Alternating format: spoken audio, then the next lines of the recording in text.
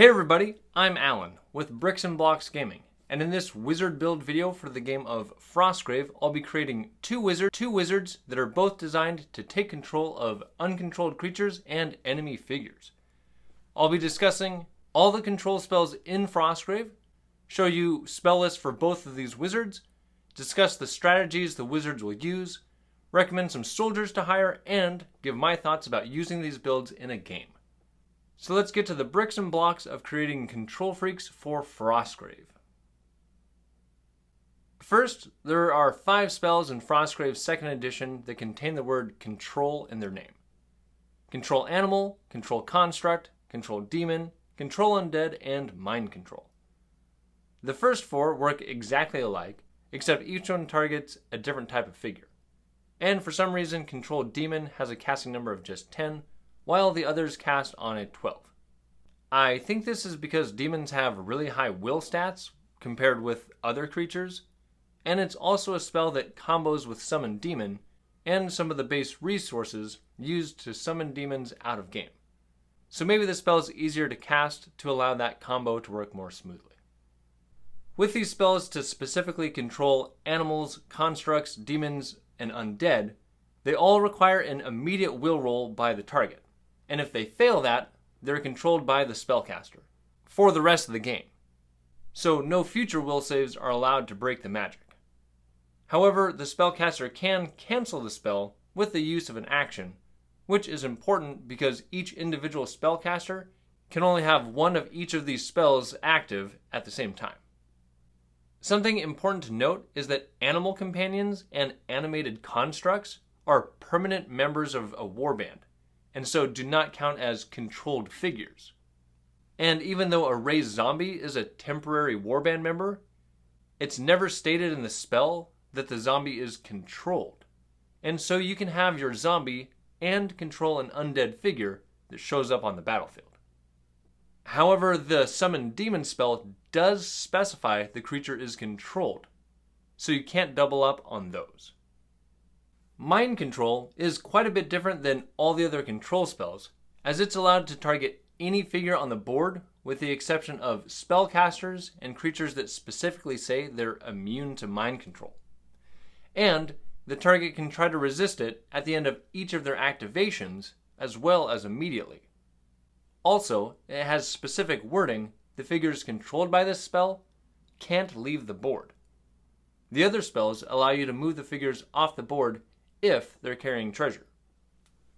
And the way the first 4 control spells are written, those spells cannot be doubled up with mind control to allow a given spellcaster to control more than one animal, construct, demon, or undead. And the last difference with mind control is the caster can choose to cancel it at the end of any turn. They don't have to spend an action during their activation to cancel it like they would have to with the other control spells. The main strategy for both of these wizards is obviously to control things. Either uncontrolled creatures that wander onto the battlefield, or enemy figures that match up with the given control type. But both builds have good spammable spells if controlling isn't an option on a given turn. The first build is a summoner that knows Leap, Summon Demon, Control Demon, Wall, Control Undead, Control Animal, Control Construct, and Mind Control. Having access to all 5 of the control spells means there will be something, if not 2 or 3 things, in every game the spellcasters are able to control. Control Demon is the easiest for them to cast, needing just a 10.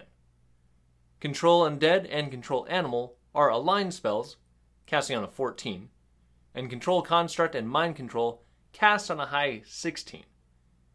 These casting numbers obviously aren't great, but empowering 1 or 2 of them to help ensure they work is always an option. And to make sure the spellcasters have something to spam when there are no targets to control, or for when they don't have enough health left to empower another difficult to cast spell, Leap casts on just an 8, and is arguably one of the best spells in the game to help move figures into battle and help treasure haulers move to the table edge. And the aligned Wall, casting on a 12, is fairly easy to cast when it's needed, and adds to the control theme as it gives you a lot of control over the battlefield regarding where figures can and can't move.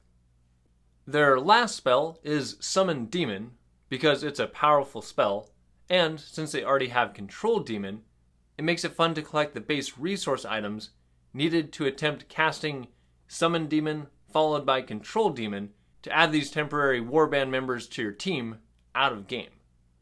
The second build is a witch who knows Curse, Animal Companion, Control Animal, Control Construct, Control Undead, Control Demon, Push, and Heal.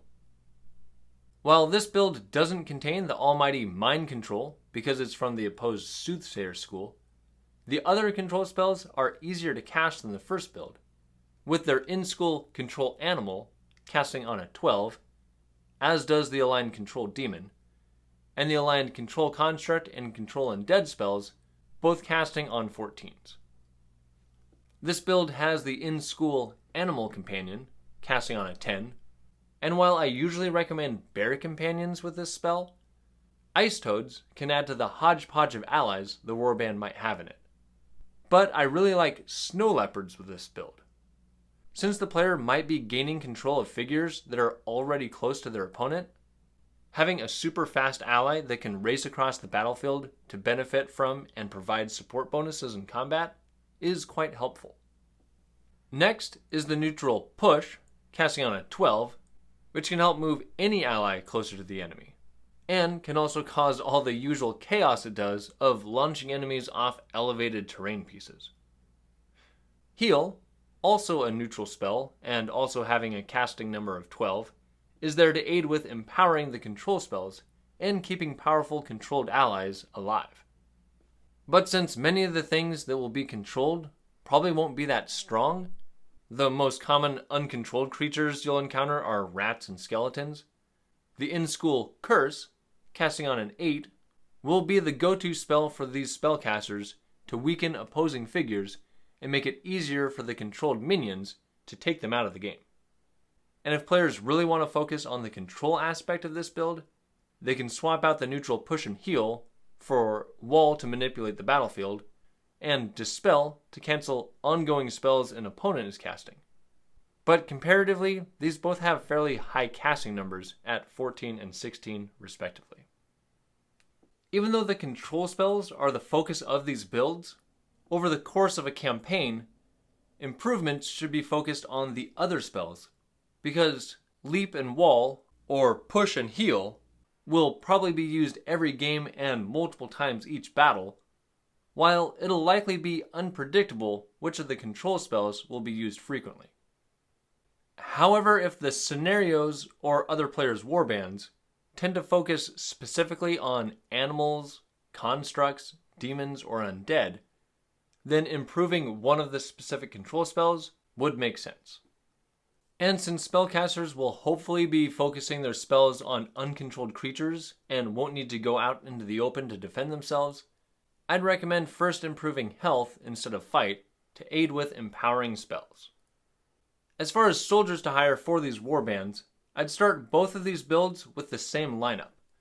To further aid with empowering, I'd start out by hiring an apothecary for 75 gold crowns, who can use their potion for healing after a spellcaster has empowered a spell, and then be a dedicated close to the table edge treasure grabber.